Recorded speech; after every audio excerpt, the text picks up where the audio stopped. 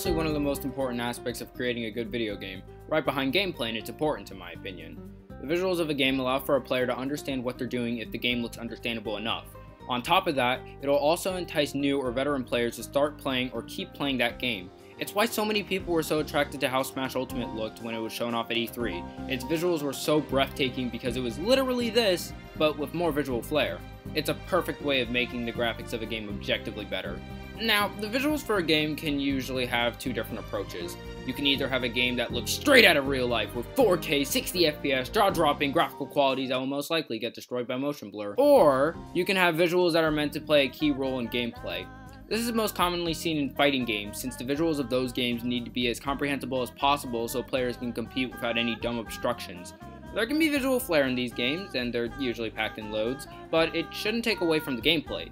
Visuals should usually either support the gameplay or be a defining feature of it.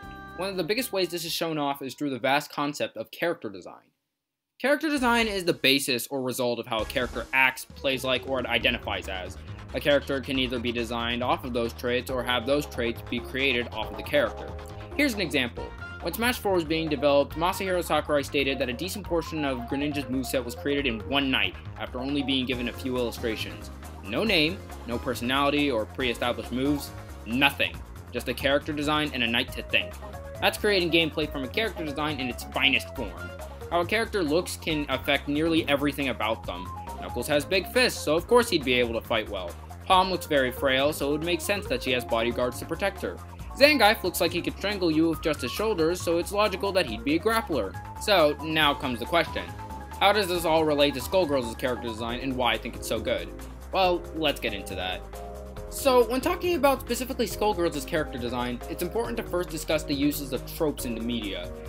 Tropes are essentially just repeated motifs and themes that are used and seen over and over again throughout a specific source. This bad guy wasn't actually evil all along, guys, trust me, it was the one who actually looked evil. Tropes are present throughout all types of media, and can overlap with each other when a topic becomes general enough. This can apply to video games, where tropes can exist in the medium in and of itself or in aspects of the video game. In Skullgirls' case, the tropes and associations are mostly of the characters' genders. I mean, it's in the name. Women have had multiple different appearances in the media, through films, video games, and even advertisements. Like men, there are certain personalities and items that are usually associated with women when creating their character. Some of these include hair, umbrella, makeup, hell, even cats have some association with women. And it's not necessarily a bad thing that they have these sorts of traits connected to them. It's just that everyone recognizes them as common tropes. Men have the same kind of associations with items and personalities, some being more exemplified than others, just like women. Now, how does this correlate to the design of Skullgirls' characters? Well, the way I see it, a lot of different tropes of women in the media were used as a basis for many characters in Skullgirls. Alright, let's take a random character from the roster so I can show off what I mean. I main Parasol in this game, mostly because she's really cool looking and has a get down Mr. President move. Parasol is the princess of the Renoir family, rulers of the Canopy Kingdom. She is the oldest of her parents' children, being 25 years old, and wields a parasol. The trope used as the basis for her character is the princess with a parasol as their item of choice, which is usually seen by characters like Princess Peach. The trope is mostly used for characters with personalities that are more gentle and calm, sometimes being shown for characters with much more expressive personalities, but it's usually just an item used for the stereotypical damsel in distress. Now, remember how I said Parasol was supposed to be based on this trait? That description of her wasn't the end of it.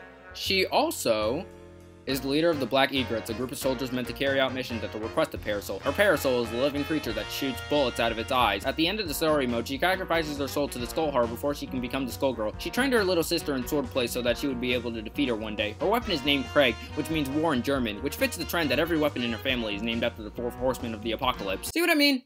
The character design of Skullgirls boils down to just taking a character trope or associated item with woman and flipping it upside its head, either changing the personality completely or making the way the character fights revolve around that trope or item. There are some characters in the game that don't fall into this design philosophy, however. These characters are mostly supposed to represent the time period Skullgirls takes place in, which is post-war America, so somewhere from the 1920s to 40s. In this time, the jazz age started, and music itself started to become very popular, which is the whole embodiment of big band. The animation industry started to be much more prevalent with the release of Steamboat Willie and other animated films with this exaggerated style of cartoons, and that's represented by the way peacock fights. And then there are characters who don't fall into either of those methodologies and are instead just stupidly exaggerated versions of their character tropes. Enter Beowulf and Eliza. Now, you may say that these just make the characters boring since they're just overused tropes that are exaggerated to infinitum, but since every other character is different from their general association, it feels much more like a breath of fresh air, and it honestly makes these two characters a lot cooler. Like, I can't really recall anyone who actually hates Beowulf, and if you do, you're not a part of anyone. But anyways, that's all I wanted to talk about in this video. I hope you all enjoyed the video. It was really fun to make. This game is just so much fun to talk about and is easily in my top 5 favorite fighting games. As always, sub to my YouTube channel. I'm trying to hit 1 million subscribers by the end of next week, and honestly, we are just so close to that number, it's incredible. But yeah, thanks for watching. Bye.